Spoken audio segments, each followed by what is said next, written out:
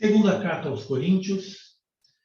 Essa carta, ela é uma continuação da anterior, de certa forma é uma continuação, mas em muitos outros aspectos ela não é uma carta diretamente que segue a primeira carta aos Coríntios.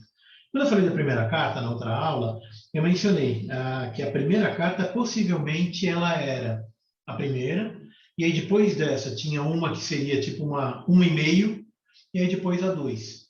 Né? A segunda carta aos Coríntios, então, ela possivelmente é a terceira. Como é que a gente tem evidência disso? A gente vai ver daqui a pouquinho, no próprio texto ele menciona uma correspondência que ele fez, que ele mandou para os irmãos e que entristeceu os irmãos. A gente vai ver daqui a pouquinho que tem uma referência a isso na segunda carta. E alguns teólogos eles acreditam que foram 4 cartas ao todo. Então isso ainda não é um tema assim fechado, completo, não está 100% decidido, mas eles acreditam que antes da primeira carta aos Coríntios já houve outra. Essa é uma, digamos, uma visão que é um pouco menos... Assim, eu acho que não, tá? Eu, Renato, eu falando, eu acho que não. Acho que a primeira foi realmente a primeira. Aí teve um tempo entre a primeira e a segunda, onde possivelmente aconteceu uma outra carta, porque na segunda ele menciona, e aí sim, o que a gente hoje chama de segunda carta aos Coríntios seria a terceira, tá? Então, por que Paulo mandou tanta carta para Coríntios? Primeira, segunda, terceira? A igreja de Coríntios ela não era uma igreja fácil. Para começar, ela era uma igreja que ficava mais ou menos no centro ali onde hoje a gente chama de Grécia. E naquela região, você tinha o culto a muitos deuses, a centenas de deuses. Tá? Não chegava aos milhares como os hindus, mas ele tinha pelo menos centenas de deuses. E você tinha lá o deus favorito da região. Então você tinha uma tradição muito forte, durante muito tempo, de culto politeísta. E você tinha o sacerdócio, tinha algumas questões lá de carne oferecida a ídolos, que ele trata na primeira carta, ele trata do sacerdócio feminino, ele trata do negócio do cabelo, do véu, né? Se você tem que botar o véu na cabeça, tirar o véu, cortar o cabelo, não cortar o cabelo. Então, ele trata de diversos assuntos que hoje a gente aprende com isso, mas que muitos deles são referentes àquela igreja, naquela época, naquele local. Então, muitos dos temas ali, eles não são, ainda que a gente tenha ali um ensino, um aprendizado, que são eternos, mas vários daqueles temas são localizados. Então, ele procura responder algumas questões locais e algumas polêmicas que estavam acontecendo ali na hora. A gente vê que na segunda carta, quando ele manda a primeira carta, possivelmente teve uma repercussão, que não necessariamente foi positiva. Então, a gente vai ver que na segunda carta ele menciona isso. Ele fala, né, que quando ele encontrou com Tito, que Tito trouxe para ele as notícias e que muita gente tinha concordado com a carta, que tinha como é que eu posso dizer, desconvertido de certa forma, ou seja, eles deixaram de fazer aquelas coisas que eles faziam, baseado na recomendação e na admoestação de Paulo. Então, às vezes que Paulo mandou uma repreensão, né, então Tito volta para ele com a notícia de que muitos aceitaram aquela repreensão e que mudaram seus caminhos, mas que ainda havia alguns que não tinham aceitado. Então a gente vê na segunda carta também algumas menções de Paulo a pessoas que não deixaram de fazer o que eles faziam e que ele se entristece muito por isso. Então essa segunda carta, ela é considerada de muitas formas uma carta pessoal, porque Paulo ele está ao mesmo tempo se referindo à igreja, se referindo às coisas de Deus, se referindo a Jesus, enfim, ele trata de temas espirituais, mas muitas vezes ao longo dessa segunda carta ele faz uma defesa do próprio apostolado. Então ele faz uma defesa do evangelho, não só do evangelho de Cristo, mas do evangelho que ele está pregando. Algumas pessoas na região de Corinto acusavam Paulo de não ser forte, de não ser... tem uma acusação que ele próprio menciona aqui na segunda carta, que falam que ele, na carta, escrevendo, ele é poderoso, fortão, mas que lá ao vivo ele é fraquinho. Então isso é uma acusação que fazem dele. E aí tem a defesa, a gente vai ver daqui a pouquinho a defesa que ele faz sobre isso. Uma outra acusação que tem sobre ele é que ele não é realmente apóstolo. Então ele tem que fazer uma defesa desse apostolado, até do título, né, de apóstolo, mas a preocupação de Paulo não é tanto quanto ao título. A preocupação dele é mais no sentido do evangelho que está sendo pregado. E ele sempre, o tempo inteiro, ele fala que eu seja menor e que Deus seja, que Cristo seja, que receba, né, a autoridade, que Cristo cresça, né, que eu diminua e que Cristo cresça. Então, Paulo ele fica um trecho até longo dessa carta, fazendo uma defesa do apostolado, e a gente vai ler isso daqui a pouquinho, como é que isso acontece, tá? Mas isso vem em resposta a acusações que ele recebia de Corinto. Então, ao mesmo tempo que ele recebeu boas notícias de irmãos que tinham realmente se convertido e que tinham aceitado as recomendações ou as reprimendas da primeira carta, ao mesmo tempo ele tem irmãos que não aceitaram e ainda tinha alguns que estavam tentando dividir a igreja. A gente vai ver também que tem um trecho lá que ele menciona que naquela igreja ainda tinha briga, ainda tinha confusão, ainda tinha divisão, e que isso entristecia ele, de certa forma. Ele termina a carta falando, né, que para parar com isso, simplesmente buscar o mesmo caminho, buscar o caminho do Evangelho, buscar o caminho de Cristo. Então, muitas vezes, ao longo da carta, ele também menciona aos coríntios a alegria que ele tem de ver que eles continuam fortes, que eles continuam firmes. Então, tem muita gente ali em Corinto que continua seguindo o caminho, que continua seguindo o Evangelho que foi pregado, continua seguindo o Evangelho de Cristo. Tá? Então, ao mesmo tempo que você tem aqueles que deixaram de seguir, você tem aqueles que não aceitaram a briga, a bronca, você tem muitos que permaneceram fiéis e que continuaram seguindo o Evangelho de Cristo. Tá? Então, isso que eu estou falando para vocês, eu estou falando mais ou menos de cabeça, uma geral do que é essa carta. Tá? Então, ela é uma carta pessoal, ele faz uma defesa dele, ele faz uma defesa da fé, ele faz uma defesa do Evangelho que foi pregado, ele faz uma recomendação aos crentes que continuam fiéis, que permaneçam fiéis e que sigam a carreira até o fim, e também uma defesa do apostolado, acho que isso eu já mencionei. Ele faz uma defesa do apostolado e também no meio da carta ele faz uma crítica severa àqueles que continuam acusando a Paulo de ser fraco e de não ser apóstolo. Tá? Então deixa eu compartilhar minha tela aqui para mostrar para vocês.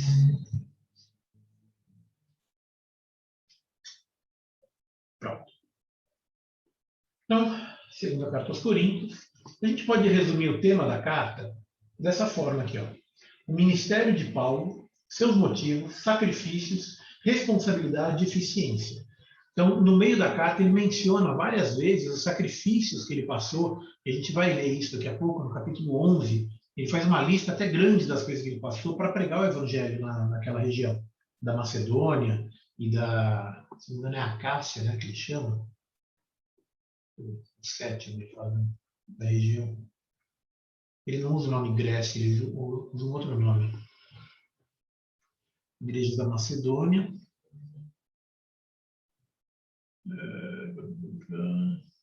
Ele menciona igrejas da Macedônia.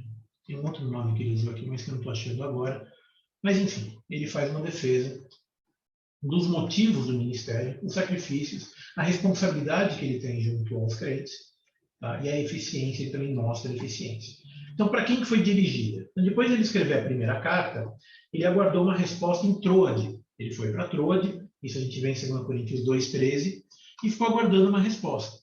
Mas não teve, como não teve nenhuma resposta, ele ficou inquieto, ele não estava tranquilo. Lá no capítulo 7, verso 5, ele fala, porque chegando nós à Macedônia, nenhum alívio tivemos. Pelo contrário, em tudo fomos atribulados, lutas por fora, temores por dentro, porém Deus que conforta os abatidos nos consolou com a chegada de Tito. Então aqui no 7, ele fala que finalmente encontrou a Tito. Um pouco antes, lá no 2, ele fala que eles foram para a região, no 2, verso 2,13, né? No 2,13 ele fala, né, que, a partir do 12, ora, quando cheguei a Troade, eles foram lá para a região de Troade, para pregar o Evangelho de Cristo, porque uma porta se abriu, e ele não teve, contudo, tranquilidade no espírito, porque não encontrou a Tito. Então, aqui no 2, ele fala, não encontrei a Tito quando ele foi para Troade. E por isso, despedindo-me deles, parti para a Macedônia. Tá? E aí, chegando na Macedônia, aí sim, ele encontrou a Tito, e Tito contou a ele as novidades. Mas aqui no começo da carta, ele fala que ele estava muito atribulado, porque ele mandou a carta, ele soube que a carta não foi bem recebida, né? Soube que teve irmãos que realmente quase que se rebelaram contra aquele texto que ele tinha enviado, contra a carta que ele tinha enviado, e se entristeceram, e isso entristeceu a ele também. Tá? Então aqui eu estou fazendo um resumo muito resumido. Vamos ver um pouco mais de detalhe. Então, depois de escrever a primeira carta, ele aguardou a resposta em Troade, mas não encontrou a Tito. Aí, quando ele foi para Macedônia, ele sim encontrou e recebeu a resposta. Então, boa parte tinha aceitado a exortação, mas ainda tinha alguns que não aceitaram. Então, a carta foi escrita, e aí sim, para quem foi dirigida a carta de 2 Coríntios?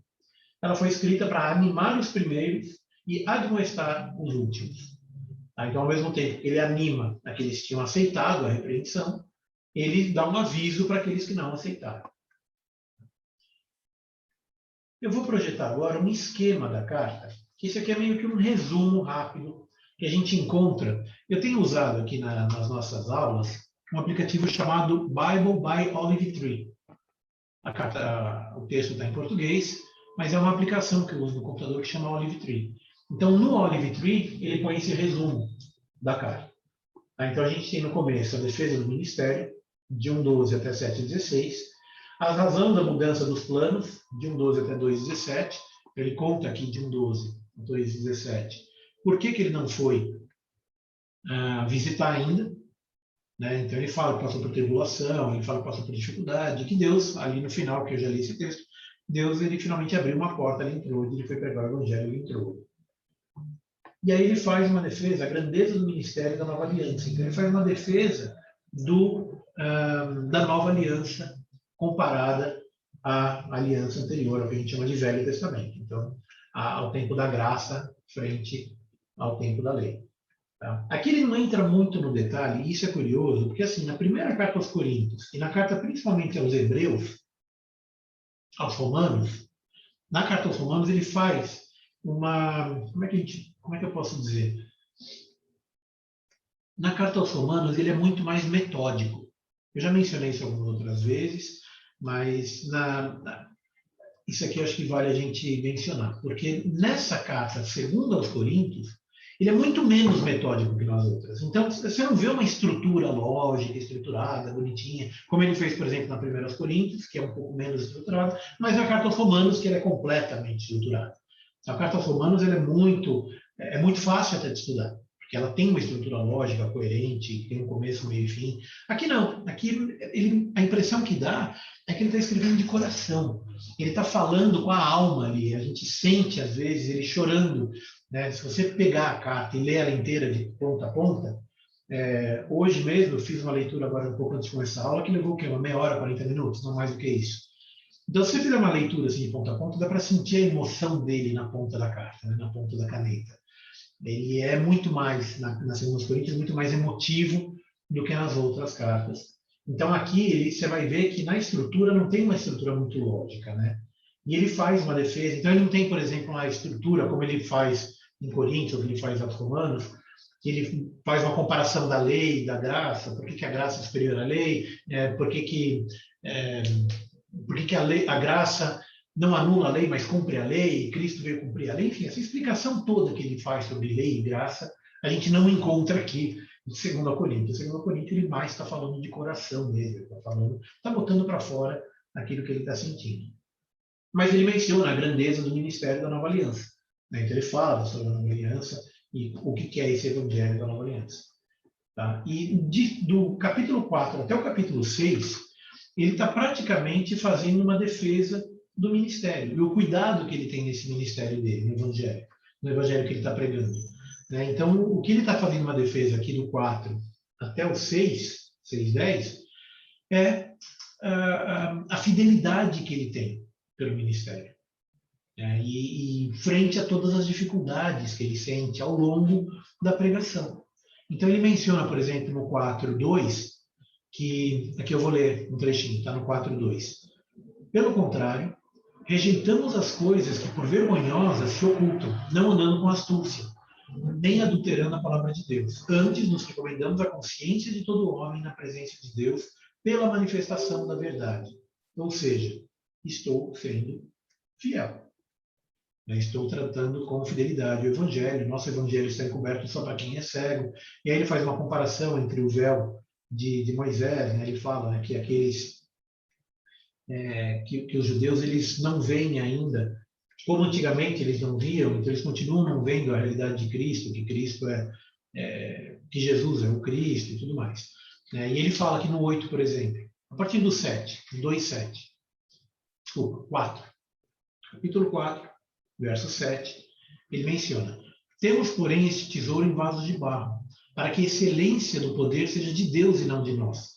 E em tudo somos atribulados, porém não angustiados, perplexos, porém não desanimados, perseguidos, porém não desamparados, abatidos, porém não destruídos, levando sempre no corpo o morrer de Jesus, para que também a sua vida se manifeste no nosso corpo. Então, a gente vê essa característica de Paulo aqui também em 2 Coríntios, que ele vai o livro inteiro falando da fraqueza dele. Então, ele vai defendendo a fraqueza dele, como ele é fraco. Ele é um vaso de barro, mas dentro desse vaso de barro está o poder de Deus. E é esse poder de Deus que deve se manifestar, não a força dele. A ideia aqui é porque ele estava sendo acusado de ser fraco. Ele fala: não, sou mesmo, eu sou fraco mesmo. Eu sou fraco mesmo para que o poder de Deus se manifeste, e não a minha força. Para que não seja eu falando, para que não seja eu o forte, mas que o poder de Deus se manifeste através da minha fraqueza. Então ele repete isso de algumas formas diferentes, em vários pedaços diferentes da carta. Tá? Aí do capítulo 6 até o 7, ele faz uma admoestação, ele dá um aviso. É uma exortação ali no capítulo 6 e no capítulo 7. A gente vai entrar um pouco mais em detalhe, tá? Esse aqui é só um esquema geral da carta, e aí eu vou pegar ela um pouco mais de pedaços. Mas aqui no 6 e no 7, ele fala que ele está se dedicando de todas as formas, nas aflições, nas privações, nas angústias, em açoites. Eu estou lendo aqui no 6:4, tá? 6:4 até o 7. Que ele passa por tudo isso, mas que tudo isso ele age com pureza, na longanimidade, na bondade, no Espírito Santo e no amor não fingido, na palavra da verdade, no amor de Deus, no poder de Deus, pelas armas da justiça, quer ofensivas, quer defensivas. Então, mesmo no meio da tribulação, mesmo no meio do tumulto, do trabalho, da vigília, do jejum, então aqui ele está falando do trabalho que ele tem em evangelizar, em pregar o evangelho, em todo lugar que ele vai. Não é uma coisa que é simples, é fácil, ele não está andando numa limusine. Ele não está recebendo honras e glórias porque ele está pregando o evangelho, porque ele é Paulo, ao contrário. Ele passa dificuldade. Ele menciona um pouco depois, não, aliás, acho que é nesse trecho mesmo, ele menciona que ele chegou a passar fome em Corinto, quando ele estava junto aos irmãos. Acho que é mais por fim, não é agora não. Mas que por causa dos irmãos da outra igreja, da Macedônia, os irmãos da Macedônia, supriram as necessidades dele.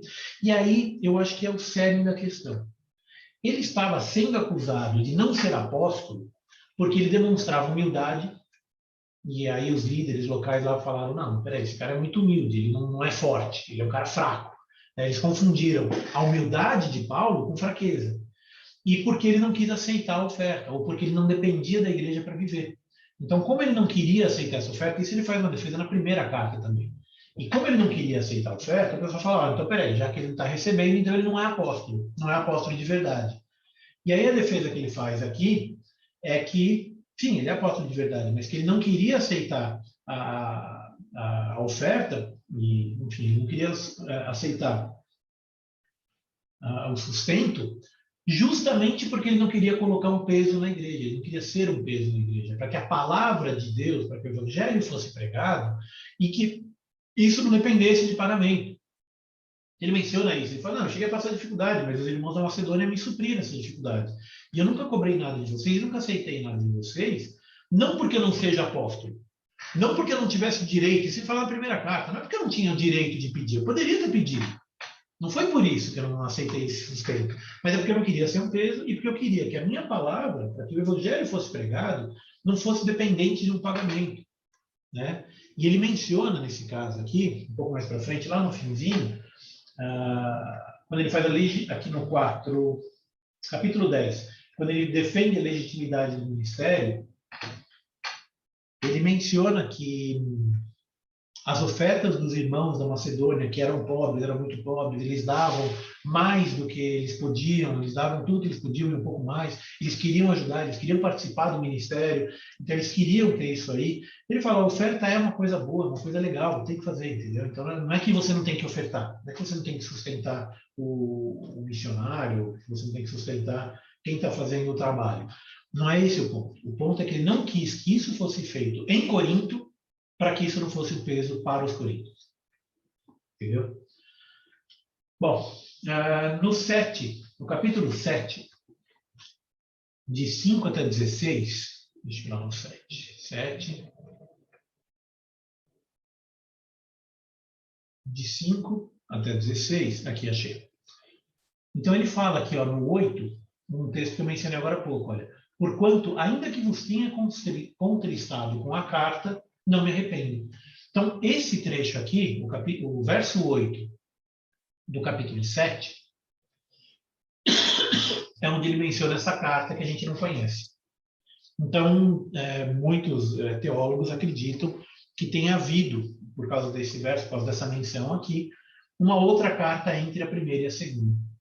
Que ele fala, ainda que vos tenha contristado com a carta, não me arrependo, embora já tenha me arrependido. Veja que aquela carta vos contristou por um breve tempo. Agora me alegro, não porque fostes contristados, mas porque fostes contristados para o arrependimento. Pois fostes contristados, segundo Deus, para que nossa parte nenhum dano sofresse. De nossa parte, nenhum dano sofresse. Porque a tristeza, segundo Deus, produz arrependimento para a salvação, que a ninguém traz pesar. Mas a tristeza do mundo produz morte. Então, esse é um trecho aqui em que ele menciona essa carta que a gente não conhece. Então, muita gente acha que não é a primeira. Ele não está fazendo uma referência à primeira. Ele está fazendo uma referência a uma que deixou todo mundo triste. Porque a primeira, sim, ela teve algumas... Como é que eu posso dizer? Ele deu bronca na igreja, em vários aspectos, em vários temas. Mas não foi uma carta dura. Né? Ainda que ele tenha mencionado algumas coisas que são um pouco mais complicadas ali, mas não foi uma carta assim muito dura. Não foi uma carta que a gente pode dizer, ele estava dando uma bronca. Até tem lá algumas coisas, mas... Por isso que eu fiquei essa impressão de que teve uma carta no meio do caminho, entre a 1 e a 2. Esse aqui é o trecho que menciona isso aí. Bom, mas aí Tito, o relatório que ele traz, é que muitos se envergonharam, muitos aceitaram. Né? Então teve alguns que se entristeceram, mas que essa tristeza trouxe salvação. Ainda que alguns não tivessem aceitado. O trecho que ele fala que alguns que não aceitaram. Quanto embora venha, no 12, no 7:12 ele fala, olha, portanto, embora você tenha escrito, não foi por causa do que fez o mal, nem por causa do que sofreu o agravo, mas porque a vossa solicitude e vosso favor fosse manifesto entre vós diante de Deus. Então ele escreveu a carta não por causa daquele que fez o mal, nem porque o que sofreu o agravo, mas porque para mostrar diante de Deus. Tá?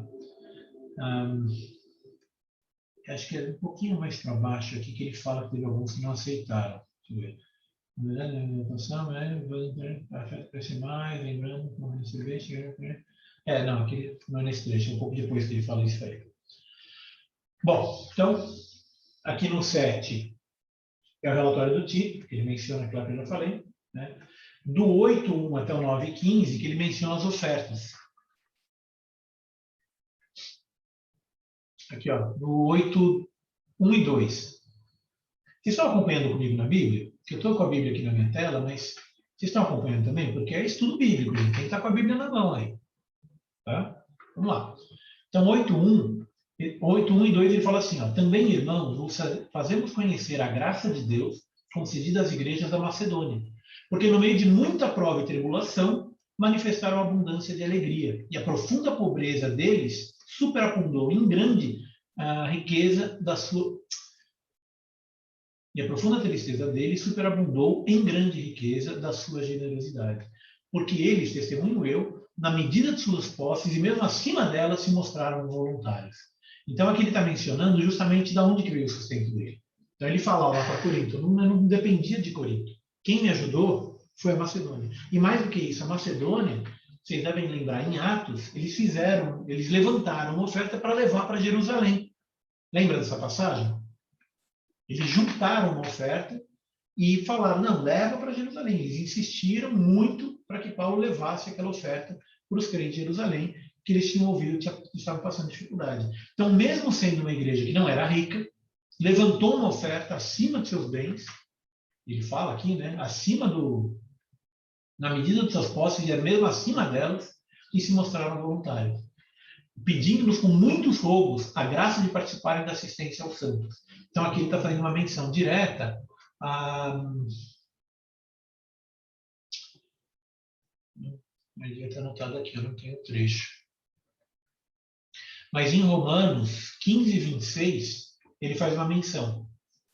Romanos 15, 26, ele fala, olha, porque aprove a Macedônia e a Acaia levantar uma coleta em benefício dos pobres dentre os santos que vivem em Jerusalém.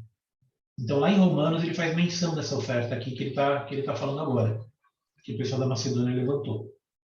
Tá? Bom, então aqui ele vai falando da oferta. Cadê? Onde é que eu estou? Eu estou no 8, 1 a 15.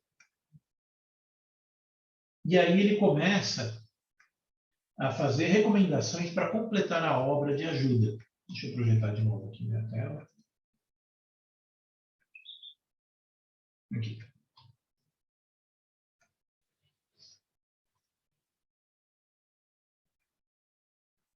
Apareceu aí? Me diz uma coisa, se eu pegar a Bíblia e arrastar aqui para essa tela, ela aparece para vocês também? Deixa eu botar a Bíblia. Aparece. Ah, legal, eu vou fazer isso. Eu vou arrastar ela para cá e tirar de vez. Sim. Vou deixar ela assim fora, e depois eu ponho ela para lá, daqui a pouquinho. Bom, então a gente estava falando da recomendação para completar a obra de ajuda, do 8.1 até o 9.5. Então ele vem fazendo aqui a explicação, que é justamente sobre a questão da oferta, e por que ele não aceitou essa oferta, e por que a oferta ela é útil. Então ele vai falando, ele menciona Tito, no 16, 8:16, tá? Do 16 até o 24. Então ele está falando aqui basicamente que Tito, Deus pôs no coração de Tito a mesma solicitude por amor de vós, está no 8:16. Porque atendeu ao nosso apelo e mostrando-se mais cuidadoso, partiu voluntariamente para vós outros.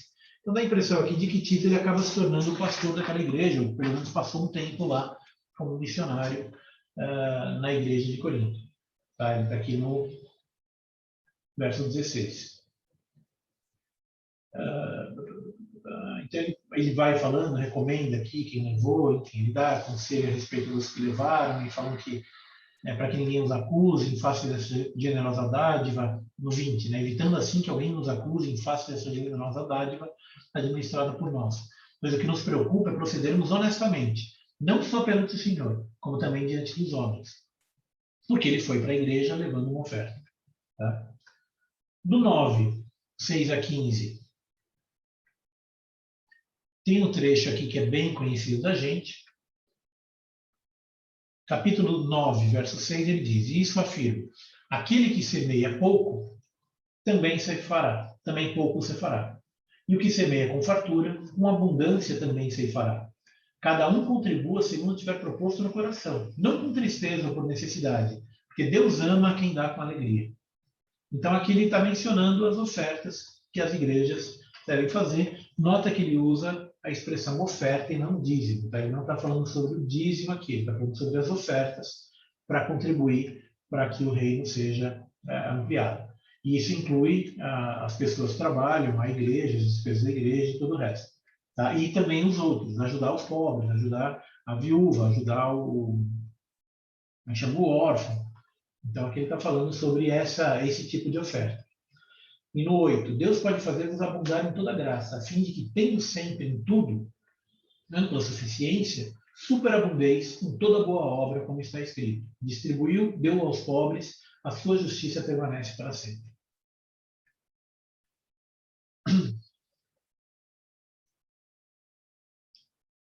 E aí, a quarta parte da carta, a gente pode dizer dessa forma, tá? É a defesa do ministério apostólico. Nessa quarta parte, ele vai do capítulo 10 até o capítulo 13. Basicamente, ele está falando sobre a legitimidade do ministério. Então, ele está falando que ele é mesmo apóstolo, por que ele é apóstolo, de que forma ele é apóstolo, a gente vai ver isso aqui um minutinho. E a preparação de uma nova visita no 12:14 até o 13:10, e termina com as saudações e a bênção. Tá? Então, esse aqui é um esquema geral da carta, uma visão geral da carta aos Coríntios. Então, a gente pode ver aqui que ela não tem uma estrutura muito simples de fazer, né? Uma estrutura muito fácil, muito óbvia, como é a carta aos Romanos, ou outras cartas que Paulo escreve.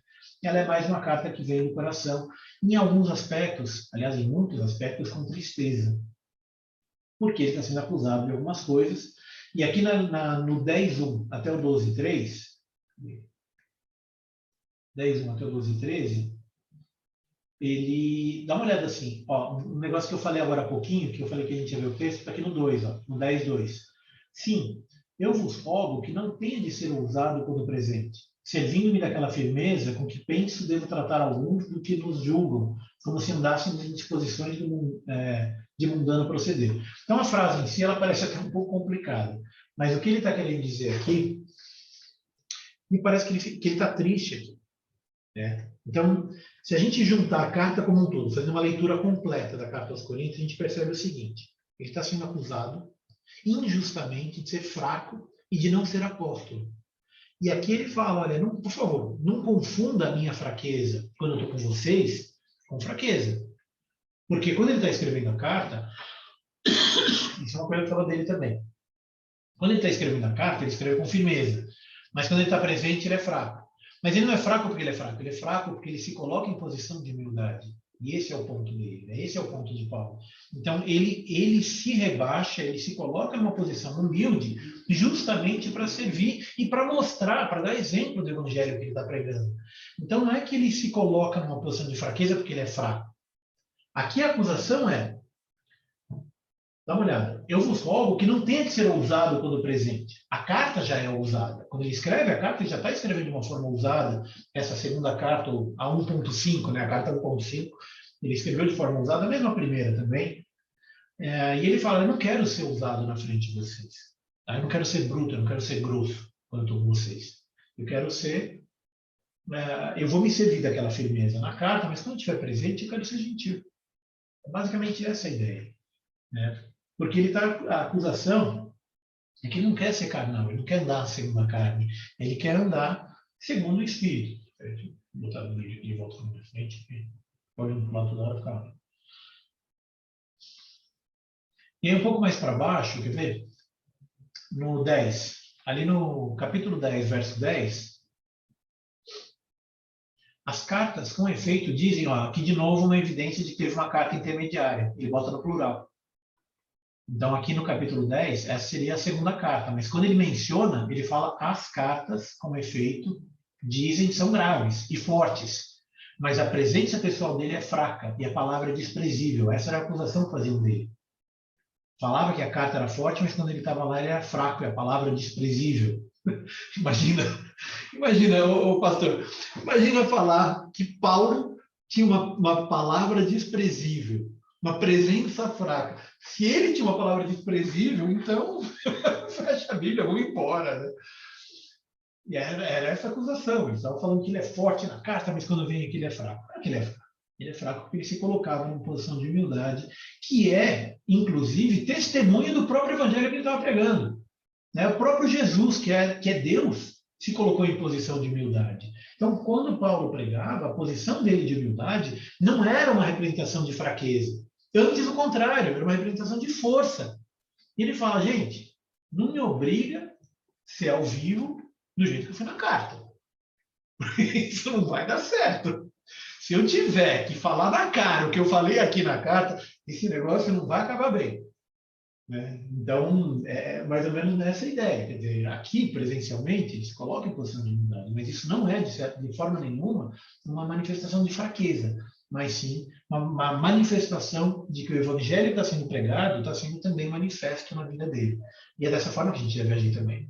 Né? A gente não pode agir com arrogância, com orgulho, com vaidade. A gente não pode agir que eu sou melhor que você, ou porque, sei lá, porque eu vou nessa igreja ou na outra igreja, ou porque eu tenho muito dinheiro, ou porque eu tenho um carro. Porque... Não importa. A gente tem que estar sempre com uma posição de humildade, né? Principalmente quando a gente está pregando o evangelho.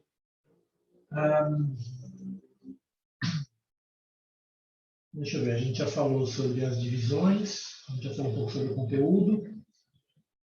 Deixa eu ver, tinha um trecho que eu queria enfatizar aqui. Acho que é no 6,14, deixa eu ver se é esse aqui. 6,14.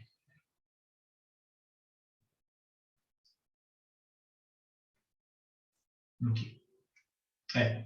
Então, aqui no 6, do 14 até o 7:1, ele faz de novo um aviso aqui, que é o seguinte. Eu vou ler aqui o 14, talvez um pouquinho mais. Não vos ponhais em julgo desigual com os incrédulos, porquanto que sociedade pode haver entre a justiça e a iniquidade? Ou que comunhão da luz com as trevas? Que harmonia entre Cristo e o maligno? Ou que união do crente com o incrédulo? Que ligação há entre o santuário de Deus e os ídolos? Porque nós somos o santuário de Deus vivente. Como ele próprio disse, habitarei e andarei entre eles, serei o seu Deus e eles serão o meu povo. Por isso, retirai-vos do meio deles, separai-vos, diz o Senhor. Não toqueis em coisas impuras, e eu vos receberei. Serei vosso pai, e vós sereis para mim filhos e filhas, diz o Senhor Todo-Poderoso. Tendo, pois, ó amados, tais promessas, purifiquemo-nos de toda impureza, tanto da carne como do espírito, aperfeiçoando a nossa santidade no temor de Deus. Tá? Então, aqui de novo, ele dá um aviso para que a gente. Eu vivo do mundo, né? Eu estou no mundo, mas eu não sou do mundo. Nós estamos aqui, mas a gente não precisa ficar misturado com a impureza, ficar misturado com esse tipo de coisa. Então, assim, é para tratar com amor a todos, é para amar o próximo, é para amar a todos como a si mesmo e como Deus nos amou e a Deus sobre todas as coisas, né? Mas isso não significa que eu tenho que caminhar junto, isso não significa que eu tenho que permanecer junto ou antes. Aqui é um aviso àquelas pessoas que, tendo recebido o aviso da primeira carta, da segunda carta, não se converteram. Porque no final, ele tem pessoas que continuam, como eu já disse, né, acusando ele injustamente. Ele tem pessoas que continuam na sua promiscuidade. Ele menciona, não achei o versículo aqui exatamente, mas continuam fazendo aquelas coisas que eles faziam e que Paulo avisou que era para parar. Mas teve gente que continuou. Né? Deixa eu ver se eu acho aqui.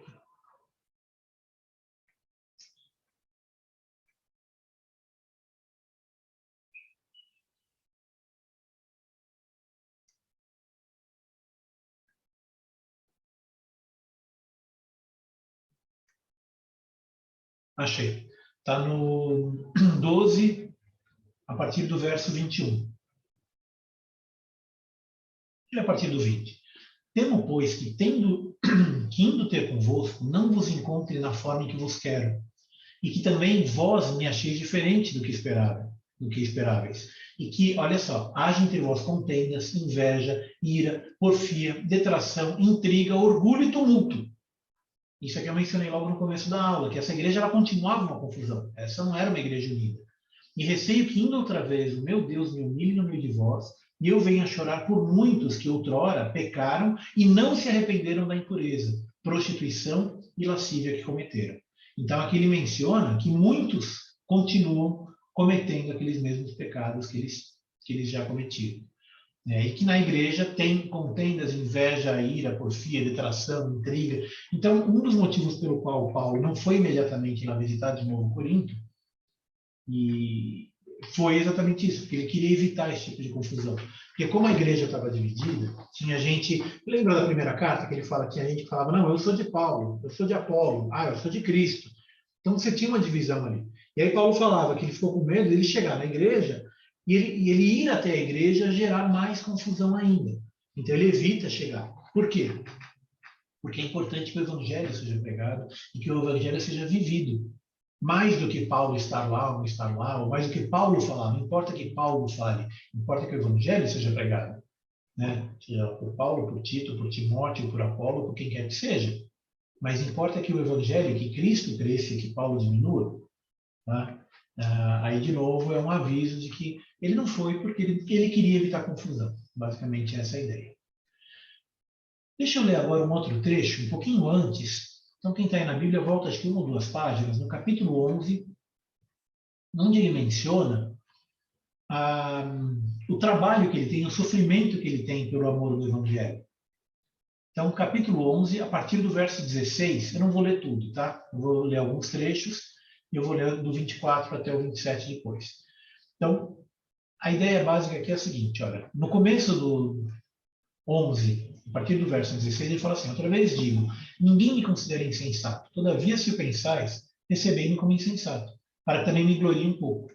O que falam não falam segundo o Senhor, e sim como por loucura. Bom, e aí ele vai numa linha dizendo o seguinte: vocês estão me acusando de um monte de coisa, mas que as mesmas pessoas que me acusam estão se julgando superiores, eles estão se julgando maiores, e estão se glorificando. E aí ele diz no 18: e posto que muitos se gloriam segundo a carne, também eu me gloriarei. Porque sendo vós sensatos, de boa mente tolerais os insensatos. Então ele vai falando, bom, já que está tudo se gloriando, então peraí, vamos lá, deixa eu contar como é que é a minha vida aqui. E aí pulando já para o 22. São hebreus? Também eu sou, deixa eu projetar isso. Cadê? Share screen. Aqui. Então, eu estou lendo a partir do 22. São hebreus? Também eu sou. São israelitas? Eu também sou. São da descendência de Abraão? Eu também. São ministros de Cristo? Falo como fora de mim, ou seja, aqui já está nervoso, já ficou bravo. Eu ainda mais. Em trabalho, muito mais em prisões, em açoites sem medida, em perigo de morte muitas vezes. E aí ele faz uma lista que eu acho impressionante, dá uma olhada. 5 vezes recebi dos judeus uma quarentena de açoites menos 1, 39 açoites. 5 vezes ele recebeu 39 açoites.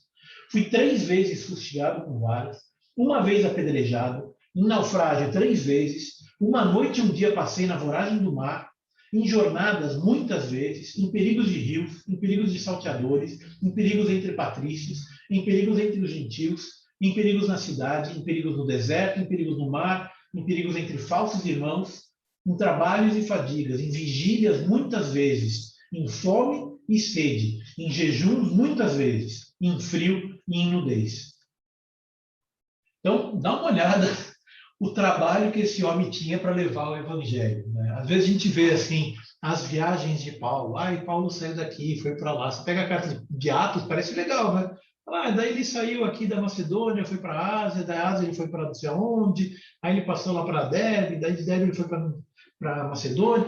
Então a gente vê a carta de Atos, ainda que ele mencione algumas coisas, a gente fala, tá bom, saiu daqui, foi para lá, saiu daqui, foi para lá, mas dá uma olhada no que esse homem passou. Do 24 até o 27. Então, assim, e tudo isso por quê? Para pregar o evangelho.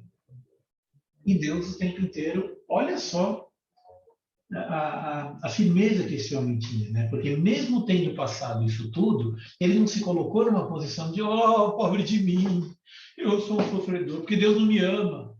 Deus não me ama, me chicotearam 5 vezes, Deus não me ama. Né? Tadinho de mim, como eu sou sofredor. 3 vezes fui fastigado por vários. Não é essa a visão dele. Então, aqui ele faz uma lista e ele fala, mas gente, em tudo dá graça. Né? Você lembra dos outros textos dele? Então, ele fala. E aqui também, Renato, ele fala assim, né? Achei interessante. E há também que pesa sobre mim diariamente a preocupação com todas as igrejas. Além de tudo isso, ele ainda tinha preocupação com as igrejas. Pois é. Ele se preocupava com as igrejas, ele ia até as igrejas, ele escrevia, ele orava, ele chorava pelas igrejas. Ele ficava bravo. Né?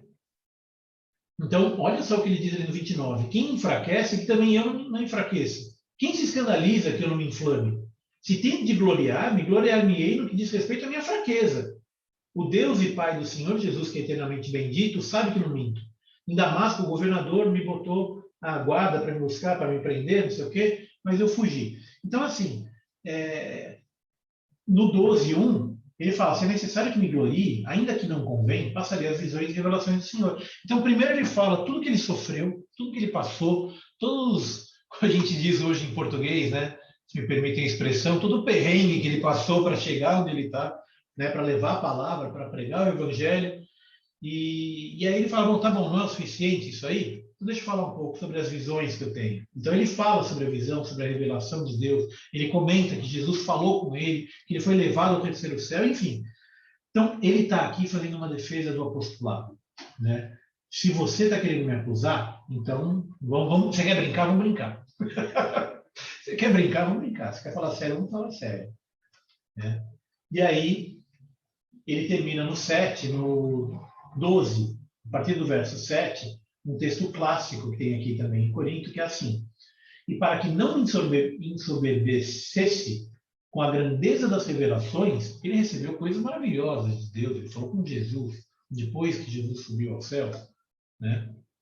Mas para que ele não ficasse orgulhoso e vaidoso disso, foi-me posto uma espinha na carne, mensageiro de Satanás, para me esbofetear, a fim de que não me exalte.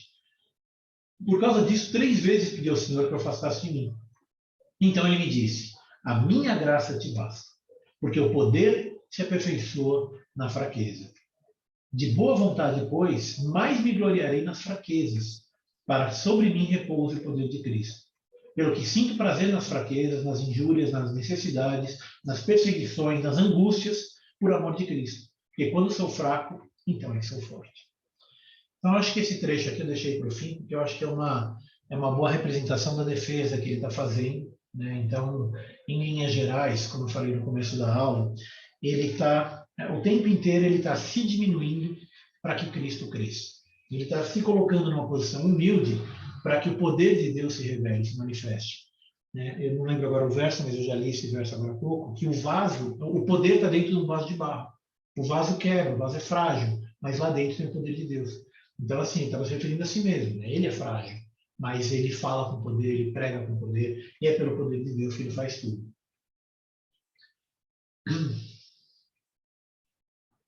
Então, só para a gente encerrar,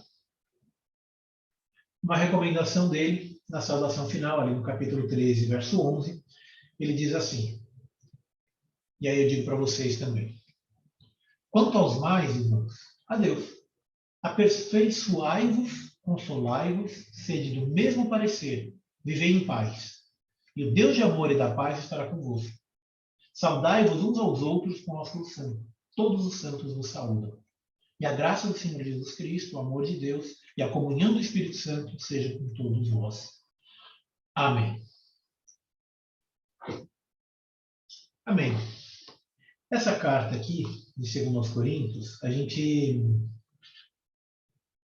como eu disse, se você pegar para ler, eu recomendo que você faça isso. Se já não fez, faz pelo menos uma vez, né? De sentar e ler ela inteira.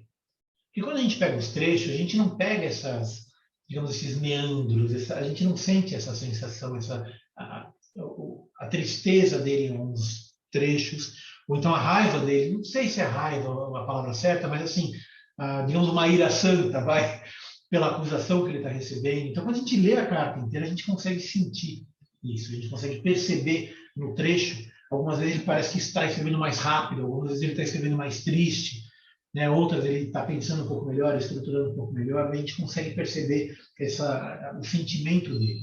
Então, se você já não fez isso, eu recomendo que faça, leia a carta de 2 Coríntios de uma forma contínua, tá? Inteira, de ponta a ponta. E aí, obviamente, a gente vê alguns trechos, algumas coisas. Esses geralmente são os que a gente usa para... Alguns trechos da carta a gente vê em pregações, já viu muitas vezes. E são os trechos mais, digamos, mais fáceis de pregar. Mas a carta como um todo, a gente tem uma percepção mais clara do trabalho que é, né? Do trabalho que Paulo tinha, do trabalho que era pregar o evangelho ali no começo, né? Para as primeiras igrejas, os primeiros séculos, né? A pregação, ela era... ele não viajava de primeira classe no jardim. Ele tinha um pouco mais de trabalho que isso para levar o evangelho, e graças a Deus que ele fez esse trabalho, e graças a Deus, o Espírito Santo que trouxe esse conteúdo para a gente até hoje, para que a gente possa aprender, né? Que, assim, não importa se eu estou bem, se eu estou mal, se eu estou saudável, se eu estou doente, se eu estou rico, se eu estou pobre, se eu sou escravo, se eu sou senhor, nada disso importa. O que importa é o poder de Deus na minha vida. É a paz que eu sinto, aquela paz que transcende todo entendimento, que vem de Deus. Então, eu viver bem, eu viver segundo o Evangelho, eu viver segundo os ensinos de Cristo, essa é a parte importante. Porque a minha situação hoje, ela é temporária. A minha situação hoje, ela vai passar. Né? E aí ele menciona aqui, eu acabei pulando esse trecho, mas ele fala que cada um vai receber, vai testificar perante o tribunal de Jesus, e cada um vai receber conforme o que fez. Cada um vai receber conforme... aqui ele não está falando sobre a salvação pela obra, aqui ele está falando que você vai receber conforme as suas ações da carne. Cadê?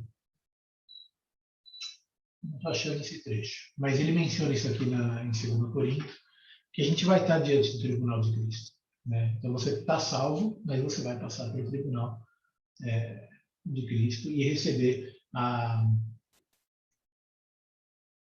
Meu Deus, me surgiu a palavra agora. Quando você vai para o céu, você recebe o galardão conforme as obras que você realizou aqui. Então a gente deve sempre viver segundo o Evangelho, praticando as boas obras, dando as ofertas para os pobres, cuidando da viúva, cuidando do órfão, né? E dando a oferta na igreja, para que a igreja possa crescer e que o Evangelho possa ser espalhado por toda a terra. Tá bom? Então, eu encerro essa aula com a despedida dele. A graça do Senhor Jesus Cristo, o amor de Deus e a comunhão do Espírito Santo seja com todos vós. Amém.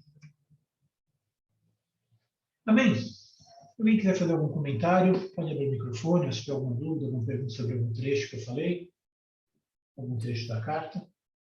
Renato, 2 Coríntios 5:10, Tribunal de Cristo. Do tribunal? 2 Coríntios 5:10. 10. Eu sabia que eu tinha. Eu tenho até grifado aqui. Cadê? Ali.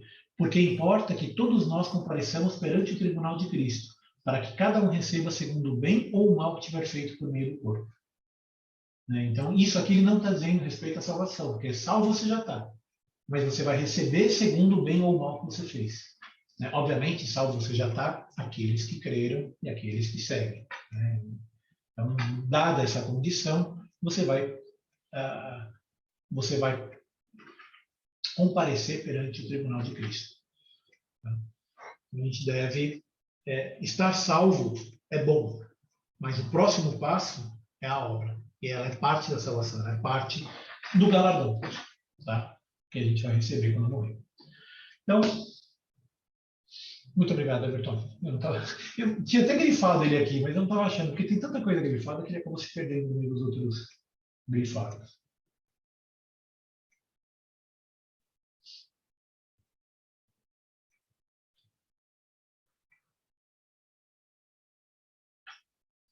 Amém? Então, vamos terminar com uma oração. Eu vou pedir para... Bom, eu não vou citar nome, mas quem quiser orar, para a gente encerrar nossa aula, por favor. Pode abrir o microfone, faz uma oração para a gente.